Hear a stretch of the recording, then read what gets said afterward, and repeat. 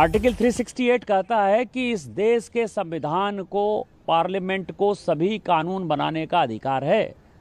कानून की व्याख्या करने का अधिकार सुप्रीम कोर्ट का है। वो कह रहा है कि 3 महीने में जो है राष्ट्रपति बता दें कि क्या करना है, 3 महीने में गवर्नर बता दें कि क्या करना है। और उसके बाद आज जो है ये देश राम, कृष्ण, सीता, राधा, 12 ज्योतिर्लिंग से लेकर 51 शक्तिपीठ का है। सनातन की परंपरा है, लाखों साल की परंपरा है। आप जब राम मंदिर का विषय होता है तो आप राम मंदिर में कहते हो कि कागज़ दिखाओ, कागज़ दिखाओ। कृष्ण जन्मभूमि का मामला आएगा मथुरा में तो कहोगे कागज़ दिखाओ। आप जब शिव की बात होगी, ज्ञानवापी मस्जिद की बात आएगी, कागज़ दिखाओ। और आज केवल आप मुगलों के आने के बाद जो मस्जिद बने हैं उसके लिए कहते हैं कि आप कागज़ कहाँ से दिखाओ। इस देश में धार्मिक युद्ध भड़काने के लिए केवल और केवल सुप्रीम कोर्ट जिम्मेवार है। सुप्रीम कोर्ट अपनी सीमा से बाहर जा रहा है। सुप्रीम कोर्ट की सीमा ये है कि भारत का संविधान जिस कानून को बनाया उस कानून की उसको व्याख्या करनी है, और यदि वो व्याख्या नहीं कर सकती है और सब कुछ के लिए सुप्रीम कोर्ट जाना है तो इस संसद का कोई मतलब नहीं है, विधानसभा का कोई मतलब नहीं है, उसको बंद कर देना चाहिए। जो अपॉइंटिंग अथॉरिटी है उसको आप निर्देश कैसे दे सकते हैं?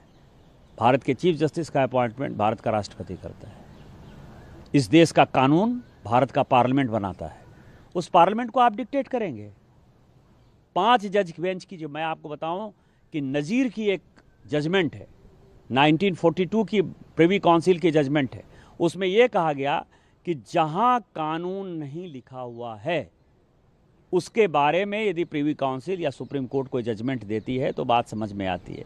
यहाँ पूरा जजमेंट लिखा हुआ है कि राष्ट्रपति का क्या अधिकार है, उपराष्ट्रपति का क्या अधिकार है, प्रधानमंत्री का क्या अधिकार है, हमारे पार्लियामेंट का क्या अधिकार है, हमारे सुप्रीम कोर्ट का क्या अधिकार है, हाई कोर्ट का अधिकार है। जब सब कुछ लिखत पढ़त में है तो तुम नया कानून कैसे बना दिया? 3 महीना कहाँ से लेके आ गए कि राष्ट्रपति को 3 महीने के अंदर फैसला करना है? ये किस कानून में लिखा हुआ है? इसका मतलब यह है कि आप इस देश को एनार्की की तरफ ले जाना चाहते हो, और एनार्की जो है इस देश में बर्दाश्त नहीं होगी। जब नया कानून आएगा, जब नया पार्लियामेंट बैठेगा, इसके ऊपर विस्तृत चर्चा होगी।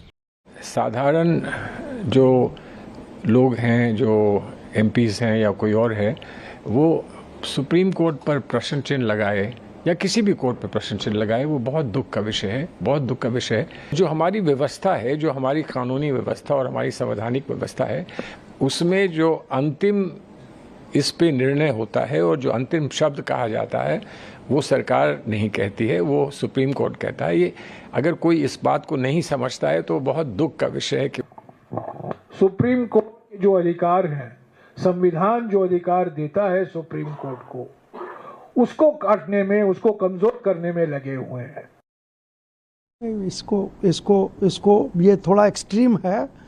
अब हमारे देश का सर्वोच्च न्यायालय है और वो हमारे देश के मुख्य न्यायाधीश हैं, तो ये सब कहना नहीं है कि उनके वजह से, चूँकि कभी सुप्रीम कोर्ट की ये मंशा नहीं होगी कि देश में इस ढंग की घटनाएं हों हमारे किसी टिप्पणी से या। संविधान सुप्रीम है, सबसे ऊपर है, पार्लियामेंट से ऊपर भी संविधान है, लेकिन हमारी ये सरकारें संविधान का परवाह करे बगैर काम करती हैं। इलेक्टोरल बॉन्ड का आपने देख ही लिया क्या हुआ था।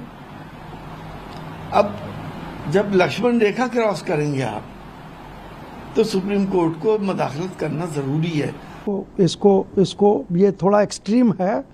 अब हमारे देश का सर्वोच्च न्यायालय है और वो हमारे देश के मुख्य न्यायाधीश हैं, तो ये सब कहना नहीं है कि उनके वजह से, चूँकि कभी सुप्रीम कोर्ट की ये मंशा नहीं होगी कि देश में इस ढंग की घटनाएं हों हमारे किसी टिप्पणी